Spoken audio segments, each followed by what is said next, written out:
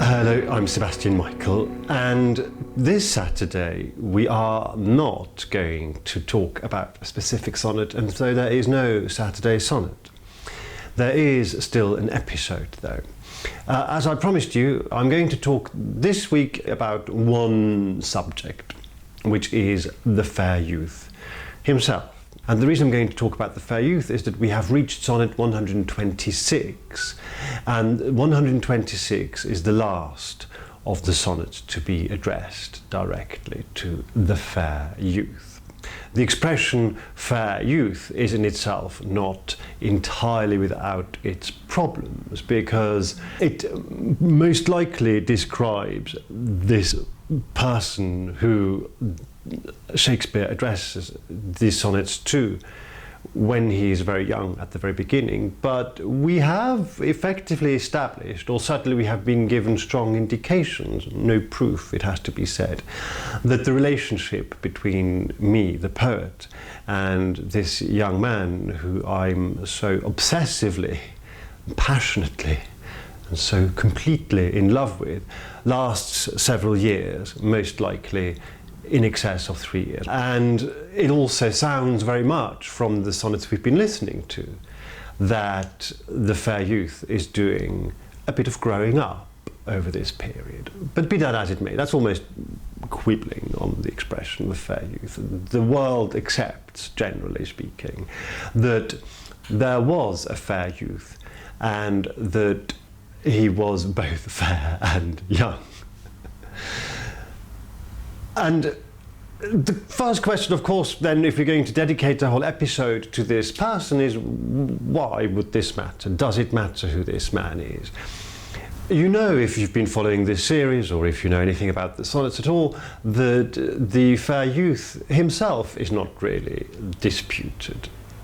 There are some people, and I've said this before on one or two occasions, and in fact, a little bracket here. In today's episode, you will hear me say quite a few things that I have said before, but I've said them over 20 episodes. So no matter where you come in, whether you've been following them religiously, one every week, or whether you just build your own little adventure into Shakespeare sonnets via this vlog and podcast, if you've listened to any of my episodes before, you will have heard some of the things I'm saying today, because today is a bit of a summary of the fair youth segment. And one of the things that I have mentioned very briefly, I think, before, but maybe once or twice, is that some people argue that these sonnets do not have to have been written to a real person. The argument exists, some people put it forward, that Shakespeare may have just written these sonnets more or less out of the blue, or maybe as part of a game, or as something that he wanted to do, maybe to test his ability to write sonnets.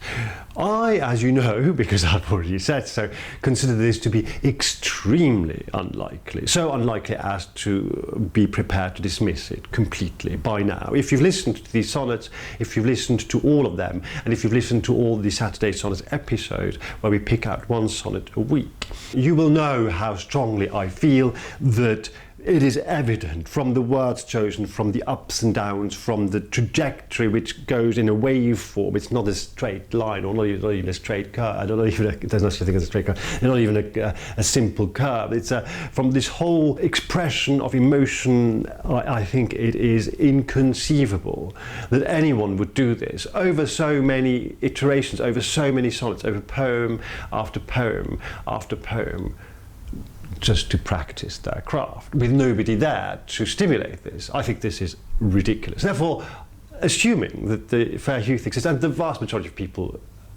as far as I know, seem to agree that there was a fair youth. And so, does it matter who this is? Well, actually, in all fairness, it doesn't probably matter. And especially with our approach here. If our approach is, as I have said, that we will take the words and try to comprehend the story that the words chart on their own without using external sources, then the consequential thing, the logical thing to do would be to say, well, the words don't mention this person whom they are addressed to by name, therefore it's none of our business. This could be the end of that question. There would be a good argument to be made for saying it doesn't matter, it's none of our business. I, the poet, have decided not to tell you who I'm speaking to. It is not for you to know. And we would have to accept that. We have to say, well, it's not for us to know. These sonnets were maybe very probably never written in the first instance to be consumed, read, enjoyed, relished, wallowed in by the world. They were a private matter. And why shouldn't they stay private? Well, I really think this is a good question. I really think there is a point to be made. There is an argument strongly in favour of taking that stance, saying it doesn't matter. Let's drop this immediately. Let's not even worry about who this is, because the poet has decided not to tell us. He could have so easily told us. He would have had the ability, the skill, and the vocabulary to tell us who this is. And he hasn't really dropped any hints. Not very strong ones. Some, but not very strong ones.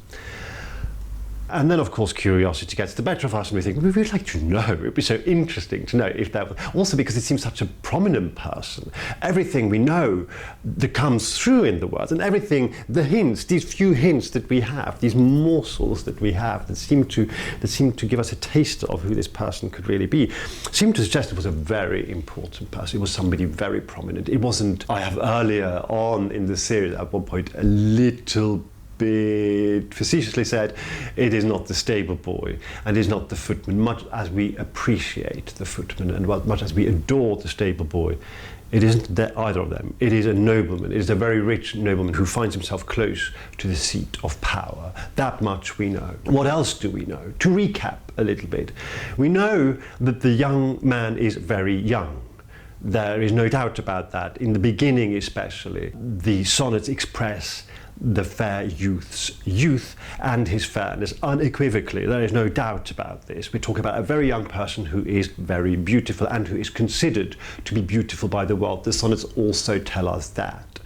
The sonnets tell us also in their words, without us having to construct anything around them or without having to draw on external sources, that the fair youth is powerful, that he's highly regarded, that he has a reputation and a name, a house to look after and to propagate, literally propagate in the sense of he has to, at the very beginning, the whole sequence starts with these procreation sonnets which urge the young man to continue his lineage, to continue his name. He has a house to maintain, and the house is the name of his family, is his genealogical line that he is responsible for, very specifically.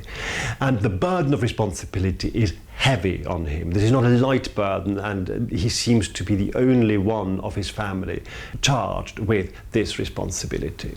This is very significant if we are interested in who this is. We know that the young man we're talking about, especially at the beginning of this relationship, again, bear in mind a little bit always that this is a relationship that lasts over time. This is 126 sonnets.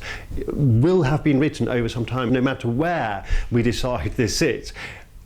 Likely, as you know, because we have been given a strong pointer towards this, a little bit over, or maybe quite a bit over 3 years, but certainly we're talking months and years. We're not talking days and weeks. And at the beginning of this relationship, our young man is not only very good looking, very beautiful, but he has a woman's face. And in fact, he resembles his mother. This is also significant because there is a candidate, and a strong candidate, who does very much uncannily look like his mother when he's very young. And we know for certain, again, because this is expressed in the early part of the series, in the procreation sequence, the first 17 sonnets, that our young man, beautiful and young and rich and a little bit effeminate as he is, at that point, at any rate, is obstinate in his refusal to marry. He is clearly under pressure to marry. Clearly people are urging him to. This whole first sequence, the whole first 17 sonnets, tell us nothing about the young man other than really that he's beautiful and that he needs to marry. He needs to marry, he needs to propagate a name, he needs to procreate. There would be no reason to tell somebody to do this if they were already happily going about it. If our young man had a girlfriend and was frolicking lustily with her in the hay and elsewhere, nobody in his inner circle would probably be that concerned about there soon coming some offspring. They may be concerned about the wrong kind of offspring, but they would not be so agitated about getting him to get on and marry. So these are the things that we know for absolutely certain. There are many other things that we don't know for so certain. The sonnets tell us not actually all that much. We get some idea of the character of the young man. He comes across as quite fickle, as emotionally immature, certainly at the beginning, I think is fair to say. Also, as interestingly, quite loyal in his own way, which is a weird way of saying that yes, he does go off and have affairs. He has a very controversial affair with my own mistress, me, the poet's own mistress. It becomes a sexually fluid love triangle. But the friendship sustains over several years, and even at the end, I, the poet, have reason to reiterate my devotion, my commitment, and also affirm my public expression of my affection to you. And towards the end of the Fair Youth sequence, I am prepared to say about our relationship that it is a marriage of true minds, to which I will not admit impediment. And if we are looking for reasons why it may interest us and maybe why it would be good to know who this young man is, I think there lies maybe the door to that particular space. This is maybe our invitation, I don't know. But if a poet says, I declare that what we have is in essence a marriage, and allows this whole collection of sonnets to be published, apparently without disputing the publication or without taking any action against it. We will get into the publication history in just a moment, but we know that these sonnets were published at a time when Shakespeare is alive and well. So he knows that they are being published. Whether he wanted them to be published, whether he authorized their publication or not, is highly disputed. We absolutely don't know. There are good arguments for saying that maybe they were published without his consent or without his authorization, at any rate. But our friend William Shakespeare is not somebody who shies away from taking legal action against people he thinks wrong him. He's quite a litigious sort of person. He seems to understand the law, and he seems to be ready to go to court over matters where he feels that his honor or his property is at stake. And that makes me think that even if William Shakespeare did not authorize the publication of these sonnets, even if it wasn't he who passed them on to the publisher, it is almost inconceivable that he would not have learnt about their publication, that he wouldn't have known about it. And the fact that there is no record whatever that he expressed any opinion about this publication makes me think that he was at least, if not happy, then content with them being out in the public knowledge now.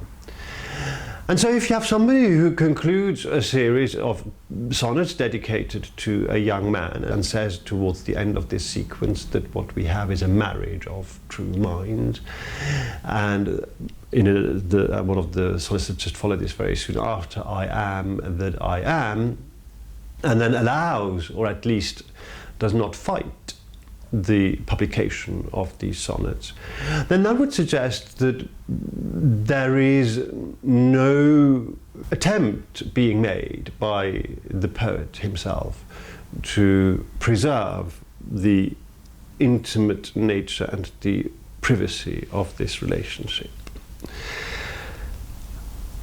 And that makes it a public matter, of course, or a matter of public interest, because he is of such great public interest, because he is not only our country's, but the highest expression of our language and therefore of our culture.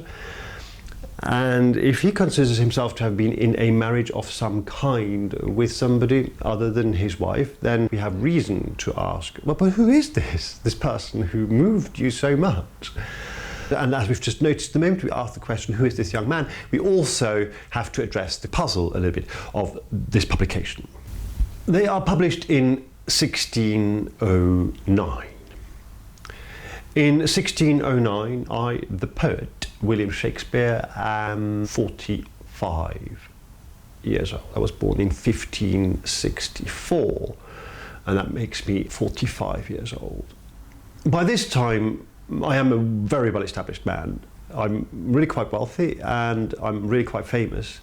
And by this time, I really have a reputation as a playwright, and I have an income. My theatre company is now called The King's Men, and there is no higher patronage in the land than that of the King. I also have started by 1609 spending more time with my family in Stratford-upon-Avon, where I'm still married to Anne Hathaway and still have 2 daughters, even though my son Hamlet has very tragically died in 1596. And so that means that Shakespeare, am no longer where I was at when I write some of these sonnets. Because you remember, we have some sonnets that express a great deal of frustration at the way things are, at how I'm not recognised, at how the wrong people get all the attention, and how poor I am. On numerous occasions I have expressed my poverty. And now this is no longer the case in 1609. In 1609 I'm quite a wealthy man, quite a well-established man. So this is important to bear in mind that by the time the sonnets are published, I am not a nobody.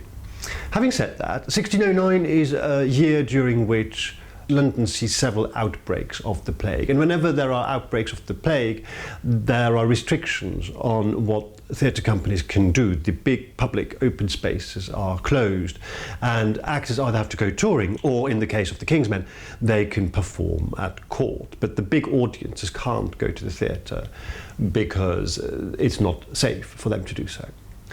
And it is generally not very safe to be in town in London. London is a very grubby city at that time, very smelly, very dirty, very messy. And you are best off, if you can afford to spend time outside London during outbreaks of the plague. It is much safer to do so. And we have good reason to believe that Shakespeare does do so, that he travels backwards and forwards, but he spends a lot of time in Stratford now with his family.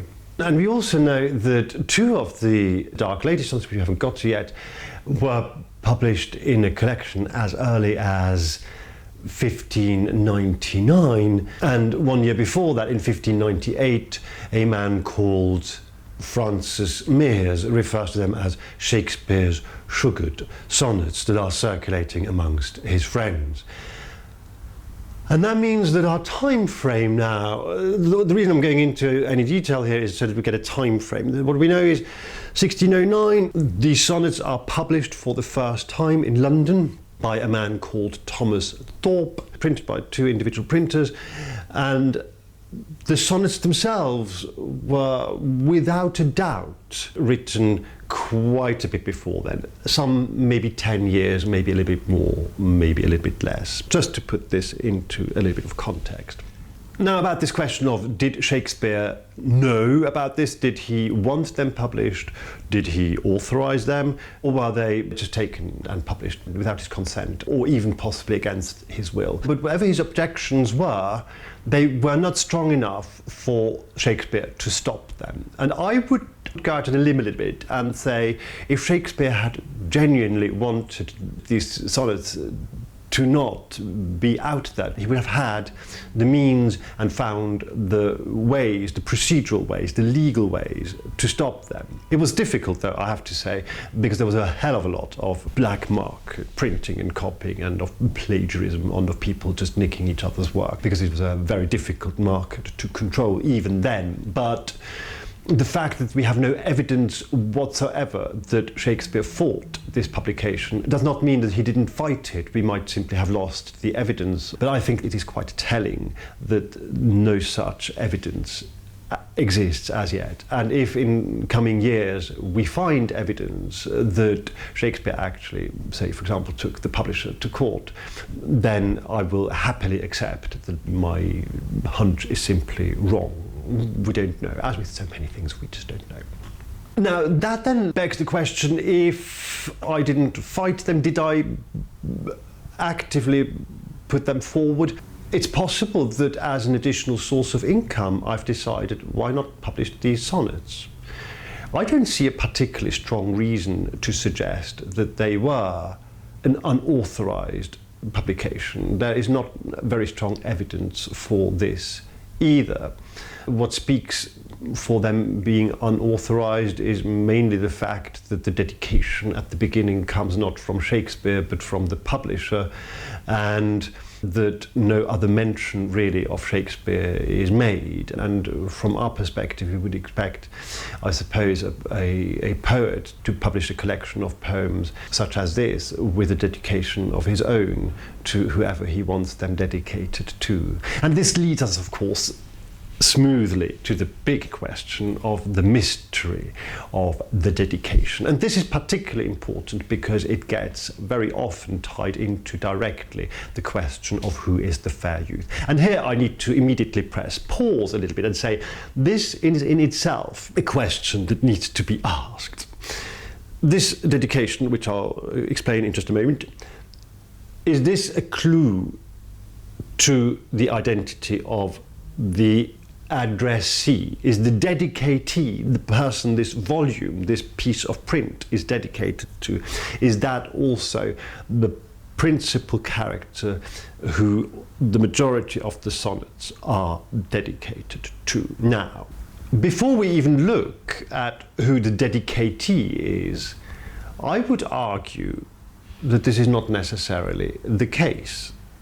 If the author himself, if I as a writer were to publish a volume of poetry of mine own and put my dedication into this volume, I could of course choose to dedicate my volume as a gift, so to speak, as a gift, the collection of the poems I wrote to you, my dear beloved. That would be entirely reasonable. But the dedication is not by the poet. The dedication is signed TT, which is most likely Thomas Thorpe, the publisher. And this is why people think the publication may be unauthorized. But it also means that the dedicatee, the person this volume is dedicated to, may very well not be the person who the poem are addressed to. Because think this through, I'm a publisher, I've got this collection of poems, why would I dedicate them to the person who the poems themselves are already dedicated to by virtue of the fact that they're addressed to them? This doesn't follow strictly, it is not necessary.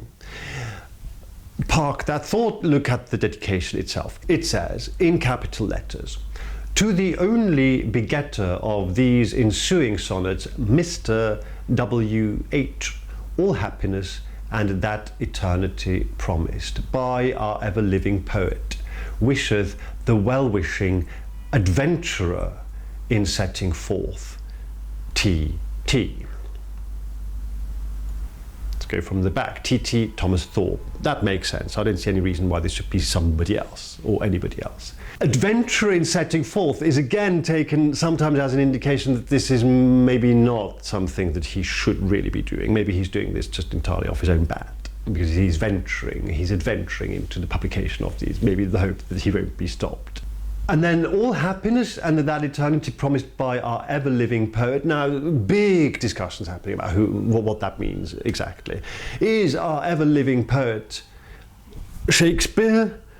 In other words, is Mr. Thorpe here, the publisher, grovelling a little bit to our poet, calling him ever-living, in other words, predicting that he will forever live in his poetry with us as he is at the moment? This would be an accurate prediction. Or is the ever-living poet God, the maker of the poetry of the universe. This is also a possible interpretation, and we don't know. And so this happiness is promised by either God or the ever-living poet, Shakespeare, or possibly both. It might be an intended double meaning, is also wished upon the only begetter of these ensuing sonnets. And this is this Mr. W.H. It would be interesting to know who this Mr. W.H. is, because why does he feature on the front of this collection? Why is he important? Well, if he's the begetter, if he's the only begetter, that could be interpreted in one of several ways. Either, I mean, the begetter of a collection of sonnets tends to be usually the writer. He's the person who, or she is the person who begets these sonnets. But Mr. W.H. are not the initials for Mr. William Shakespeare. So some people argue, well, this is a misprint, that it should actually say Mr. W.S.H. and somehow the S got missed off. And bear in mind, we are talking about a time when printing is a little bit a matter of chance and luck and randomness. This is entirely possible. If that were the case, if the dedication were to Mr. William Shakespeare himself by the publisher, then that would turn the ever-living poet certainly into God. That would put the poet of the sonnets in relationship to the poet of the universe, who is God, and that is a possibility, except we've got a W and an H there and not an S or an SH. And that could simply be a mistake. And it would be, in a way, wonderfully ironic and quite amusing if scholars for centuries, and people who aren't scholars but who are just interested for centuries, had been wondering who the hell is Mr. W.H. And it was just simply a piece of lettering, of lettering that dropped out of a case. And they thought, oh, well, it's printed now. It's too expensive to reprint them now. Let it run. Who cares? People will know what we mean. It's entirely possible. It could be as trivial as that. It's really possible. The begetter could also be, and this is where the idea comes from, that the dedication is an indicator for who the sonnets are addressed to. It could also be the begetter in the sense of, if I fall in love with you and feel prompted to write this beautiful poetry, then you are metaphorically the begetter of these sonnets, because you prompt me, you are my muse. And if you interpret it that way, then Mr. W.H. would be a pointer towards our fair youth. It doesn't answer the question why the begetter of the sonnets isn't also the dark lady, but bear in mind, again, as we also mentioned before, we are in the end of the 16th, beginning here now, when we published this, beginning of the 17th century. And that is a very sexist time. This is a very patriarchal time. This is a time when, unless you're the Queen, and the Queen has by now died, incidentally, and been succeeded by King James I of England and the VI of Scotland, you don't have all that much to say as a woman, sadly. And so it's possible that the men who did this, who published this, and who sort of controlled the world at the time, simply did not find it necessary to consider that there was also a dark lady being mentioned in these sonnets. So that then gives us the idea that Mr. W.H. may be our fair youth, and we'll come to that in a moment. And then, of course, there is a third, I think it is now a possibility, which is that the begetter is neither the poet who writes the poems nor the person who inspires the poems, but simply the person who gives them to the publisher, either by virtue of the fact that he owns them, or she, but here it's a Mr. W, so he owns them, or even, very possibly, by virtue of the fact that he not only owns them now, as in has them now, but also owns title in them. For example, because he paid someone to write them. Now, I'm not going to suggest for one moment, because it seems preposterous, that the whole collection of sonnets were commissioned. Of course they're not. They're clearly not. They're clearly personal expressions by William Shakespeare about himself, about his life. But the first few, the first 17, it's entirely possible that the first batch of the procreation sonnets were a commission. And so if somebody had paid Mr. William Shakespeare, the then struggling poet, to write some sonnets, and this commissioned set became mixed in with the personal set that just happened to be written, then that person, the person who commissions this, especially if they are a little bit arrogant maybe, or a little bit wealthy, or both, or influential, or what have you, they could argue that they are the begetter of these sons because they paid for them, they initiated them, they are the cause of all this. And then they become the begetter, and then they become the intermediary, so to speak. And there is a strong candidate for this as well, luckily. So we have candidates for everybody. And that's good, because that means we have things to discuss. We are mainly concerned, as you know, with the question, who is the fair youth? And as I've already said, I don't think it's necessary for the fair youth to be the dedicatee, because the dedication is not coming from the writer, it's coming from the publisher.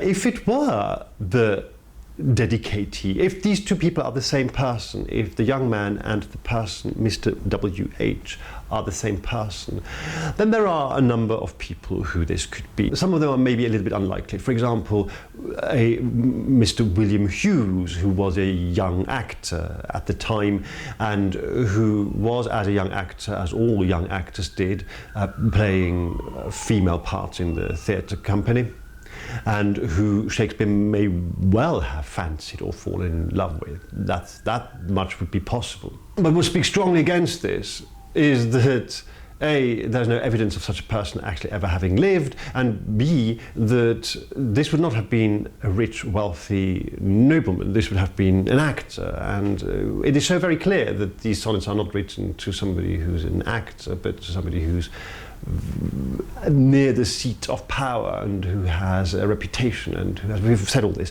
So I think we can probably dismiss that. Then the person who most closely fits our criteria for the young man, and who happens to also have the initials W.H., is William Herbert, the 3rd Earl of Pembroke. Now, he is the favoured candidate by quite a few people. His age in relation to Shakespeare would be about right. He was born in 1580, and that makes him 16 years younger than Shakespeare, which in Shakespeare's day is quite a considerable gap. And we also know that William Herbert, in about 1595, and that would be when he's aged 15, refuses to marry somebody whom he is supposed to marry. And that would tick this particular box as well of him being obstinate, or certainly having been at one point obstinate in his refusal to marry. We don't know really what he looked like as a young man. There aren't, to my knowledge, any pictures, any portraits, but it's entirely possible that he had quite a girlish appearance. There is a portrait of the 7th Earl of Pembroke, so a far down the line descendant of his, who has a little bit of a girlish appearance. It's not particularly striking, but let's leave that there for the time being, because more important, whether William Herbert is a candidate for the fair youth or not, for him to be a candidate for the dedicatee, in other words, for this Mr. W.H. to be addressed to him, would be something of a faux pas. Because he's not a Mr., he's a nobleman, he's a member of the aristocracy, he is not a Mr., he is the Earl of Pembroke. You would not address an Earl as Mr. And that makes him actually quite unlikely a candidate for the dedicatee, no matter whether or not he is a candidate still for the fair youth. There is a candidate for the dedicatee who I consider to be quite an attractive one. Firstly, because his initials are indeed W.H., so there's no misprint necessary for it to make sense. His name is William Harvey. Secondly, because he's only in inverted commas, a sir, he's a knight. And he is at that time a member of the House of Commons. And you can, absolutely, and within etiquette, as it is expected of you as a publisher, address a member of the House of Commons who is only a sir as Mr. W.H. This is possible. Now, who is Mr. William Harvey? Well, Sir William Harvey happens to be the stepfather of Henry Wriothesley, the third Earl of Southampton. And you can tell by my voice that I'm a little bit excited about this, because Henry Wriothesley, the third Earl of Southampton, is, to my mind, probably our strongest candidate for the fair youth. I have mentioned his name once before. There was, towards the end of the fair youth sequence, at last a point at which I said, I think I'm going to begin to put my cards on the table here. And I will gladly tell you why I think Henry Wriothesley is such a strong candidate, and why I would probably, in all seriousness, favour him over William Herbert. We have no idea, of course, what the relationship is between Henry Wriothesley and his stepfather, William Harvey. What we do know is that William Harvey marries Mary Wriothesley, Henry Wriothesley's mother, in 1598. And 1598 is approximately the time when we first see these sonnets mentioned somewhere. He is married to Henry Wriothesley's mother until her death in 1607. And that means that by the time the sonnets are published, Henry Wriothesley's mother is no longer alive. If Mr. W.H. is Mr. William Harvey, then that would suggest that Mr. William Harvey was instrumental in either getting these sonnets to the publisher and therefore begetting them in a way by making them available to the publisher. It is also entirely possible, as it happens, that he was somehow involved in, or even instrumental in, commissioning the very first set, the Procreation Sonnets. Because if the Procreation Sonnets were commissioned sometime a few years earlier than 1598, maybe before William Harvey, was married to Mary Wriothesley, Henry Wriothesley's mother, then that simply depends on what kind of relationship that he had to his wife before they actually got married. Because we don't know, of course, exactly when these sonnets were written, but we know that they are mentioned in 1598. And so it is entirely possible that around about the time they get married, maybe immediately after they get married, or even a little bit before they get married, when they already know each other, William Harvey intervenes on behalf of Mary Wriothesley and uses the poetry of William Shakespeare, in other words, commissions William Shakespeare to write some poems to the young Henry Wriothesley to urge him to get married. The timing there is a little bit crucial, a little bit complicated, but let's not get lost in that at the moment, because we simply don't know when exactly things happen. But we have a time frame, don't we? We know around about when these things happen. We also know, incidentally, this is a detail again, and maybe I'm going into too much detail, but we've got a whole episode dedicated to this, so might as well, which is that Henry Wriothesley, our chief candidate, as far as I'm concerned, for the fair youth, was born in 1573. That makes him 9.5 years younger than William Shakespeare. This is not a vast age gap by our standards. But as I think I may have mentioned before, and as is worth bearing in mind, the time frame for a lifetime in William Shakespeare's day is different to ours. You've heard me say before that you do well in Shakespeare in London as a man if you reach 40 or 50. And for Henry Wriothesley to be the fair youth, we would need to time the sonnets anywhere between 1598, which is our cut-off point, because we know by then they are being mentioned, so they need to be underway or well underway by then, and most likely about 1593, because in 1593 William Shakespeare dedicates a work of poetry to the young Henry Wriothesley. And he does that himself. He dedicates Venus and Adonis, which is a narrative poem, to the then about 19-year-old Earl of Southampton. And so we have this time frame, 93 to 98, thereabouts. In that, that's approximately when these sonnets need to be initiated, and the bulk of them, or at least some of them, need to be written between these times. Why this?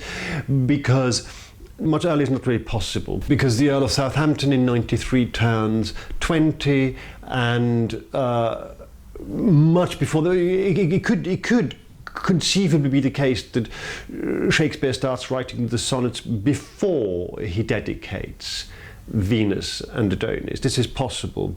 So maybe we need to have a little bit of a fuzzy bookend at the beginning there. We can't be entirely certain.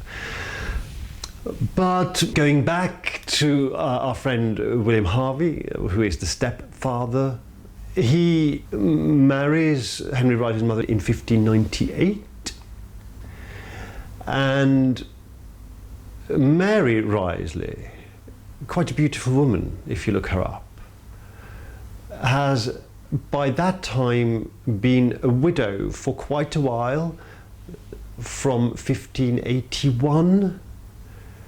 At this time her son Henry, little Henry, is about 8, until 1595, when she marries a man called Sir Thomas Heanage, who is of no relevance to us really, other than for the fact that he lives for only a few months. And then Mary Wriothesley is a widow for a second time. And that makes me think that it is entirely possible that the friendship, the relationship of some description between Mary Wriothesley, mother of Henry Wriothesley, and William Harvey, who may well be our Mr. W.H. mentioned in the dedication of the publisher of William Shakespeare's sonnets. Are you following me?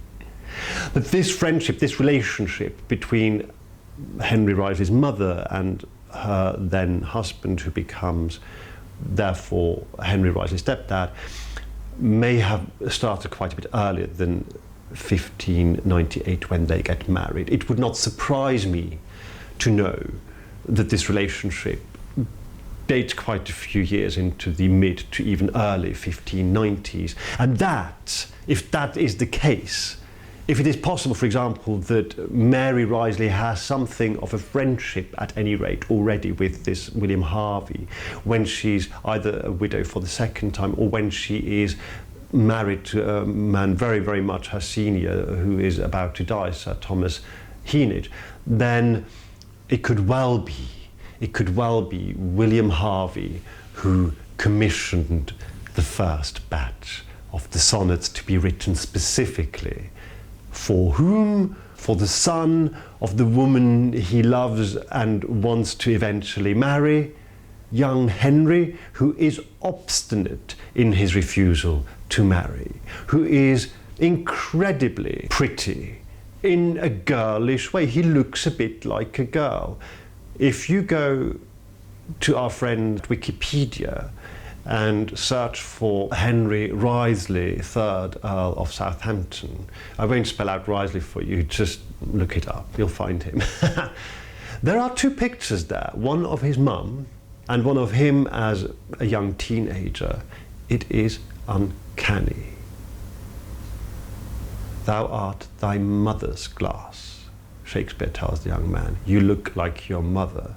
This young man really does look like his mother, a woman's face hast thou. This young man really looks like a very young woman.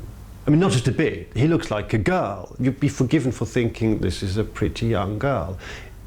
Here is a man who ticks several boxes. And how obstinate exactly is he in refusing to marry? Well, consider this. In 1581, boy Henry, aged 8, loses his father. Because he no longer has a father, he's put in the care of a man called Lord Burleigh. Now, this Lord Burleigh is not just any old lord.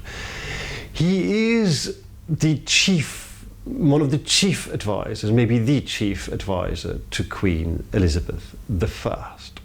He's twice been her Secretary of State, and he is a trusted man at court who has the ear of the Queen. And this is where Henry Wriothesley grows up. The boy Henry is put in the household of this Lord Burleigh. And from about the age of 16 onwards, Lord Burleigh is in negotiations with Henry's mother, Henry now being a 16-year-old teenager, to arrange a wedding between young Henry and his own granddaughter, Elizabeth Vere. You get the connection. There's this very powerful man who's been looking after this boy for 8 years or so, by all the evidence we have, as a benign, good father to this boy, and thinks a good match for this boy would be my granddaughter, Elizabeth Vere. Henry is having none of it. He just doesn't want to marry her. He doesn't. And by the age of 21, so we are now talking 6 years into this betrothal, 6 years into this, after 6 years of having been told that he ought to marry this woman, this girl. When he turns 21, when he becomes a full adult and takes charge of his own affairs and inherits his wealth, what does he do?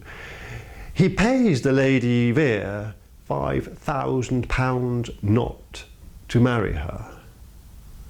£5,000 in the late 16th century, in the 1590s, corresponds in purchasing power approximately to £2-3 million or dollars today. I mean, you can't be exact about this. But if you think of somebody who can pay a young woman a few million, $2 or $3 million worth of cash, so as not to marry her, that's how obstinate he is in his refusal to marry. That's the kind of person we're talking about.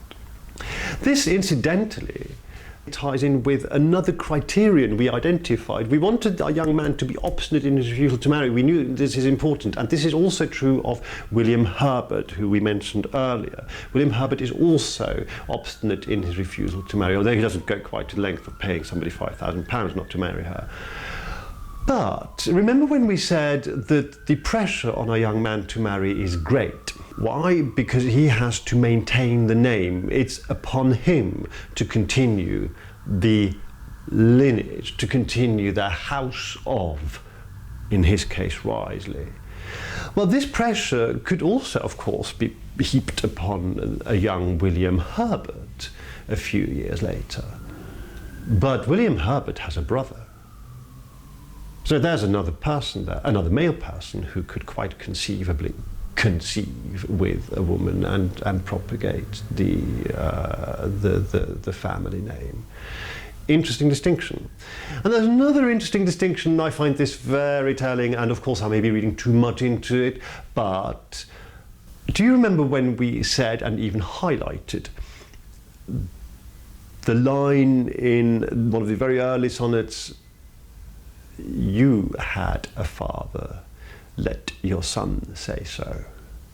You had a father, not you have a father. There are misprints in Shakespeare's works.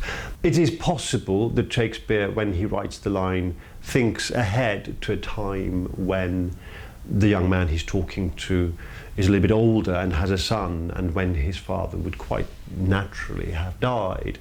But at the time of writing, That particular line in the early procreation sequence of the sonnets addressed to a young man, William Shakespeare, I the poet, say to the young man, you had a father, let your son say so. Well, William Herbert's father, the second Earl of Pembroke, is alive and kicking. He's around. But who isn't around is the second Earl of Southampton, Henry Wriothesley's father. Henry Wriothesley doesn't have his father anymore. When he was a boy, he had a father. Up to the age of 8, he would have known his father. He would have played with his father, most likely. We don't know. I mean, we don't know how he was parented. But he would certainly have been aware and have known his father until the age of 8. But now he doesn't. I think that's a strong clue. And so when you put these things together, and we are talking about a puzzle, and we're talking about an incomplete puzzle, and we've strayed far, far from the path. The path had been to say, we look at what the words of the sonnets tell us, and we draw our conclusions purely from them. And in this episode, I have had to draw on other sources. And you can do so too. You don't need to spend a great deal of time and effort going to some remote library in Stratford-upon-Avon or to the British Library in London. You just go to your favourite search engine and type in some of these names. Even if you misspell them, they will come up. And if you go to our friend Wikipedia, you will for certain find information about these people, quite well collated and quite well researched, some of it. There may be knowledge we simply don't have, because things may have been lost. Remember the Great Fire of London, that was the anniversary of which was celebrated or marked just the other day, 350 years since the Great Fire of London in 1666. Now, the Great Fire of London in 1666 destroyed almost everything, and that includes paper records we may have had. And then there's one more detail which is probably a little bit worth mentioning, which is simply that the Earl of Southampton also receives dedications, works dedicated to him from other people between the years of about 1593 and 1598. And that would fall exactly within the period where we think these sonnets must have been written. And there is, as you remember, a whole section of these sonnets which are known as the rival poet sequence, or the rival poet sonnets, because there's somebody else on the scene who William Shakespeare, become intensely artistically jealous of. That box too is ticked there. And so we have these boxes that we can tick, we have this puzzle that we can put together. And there's one more thing, one more of these that is maybe a little bit more tenacious, because here we are getting very much into, well, what can we read into this, what can't we? But it so happens that by about 1596, thereabouts, the Queen herself personally intervenes to prevent the Earl of Southampton from taking part in a campaign, 2 campaigns actually, one in Calais, that we know that she intervenes personally, and he also fails to appear or participate in another important campaign. And we don't know why this is. This may just be personal concern. She may be concerned for his safety. What it does mean is that there's a strong connection between the Queen and this young man, and it may, I emphasize may because we cannot be sure, it may mean that there is by that time a disenchantment on the part of the Queen. And do you remember how often we have mentioned in the sonnets how there is rumour abroad, how there are wagging tongues, how there is slander, how this relationship is in danger from the outside because of people's perception. And that may be an interesting fact in the mix. And so putting the mix together, and by the law of probabilities, and in view of the things we've said, many things we have said, I think, unless we're all fooled and just got this all completely wrong and just construct things out of nothing, I think that the Earl of Southampton, Henry Wriothesley, is indeed the fair youth. It's not certain, but in the absence of certainty, likelihood is our friend, you've heard me say. And if you go by likelihood, then I think Henry Wriothesley tops them all. He is really the one who ticks every single box that I can think of. The major problem he presents, if there is one, is that he is only really 9.5 years younger than William Shakespeare. And this is where we may have to simply accept that at the time of Elizabeth I and then King James I, 5-6 years make a big difference. Turning 30 is a big turning point. It is entirely possible that Shakespeare effectively undergoes something of an emotional crisis.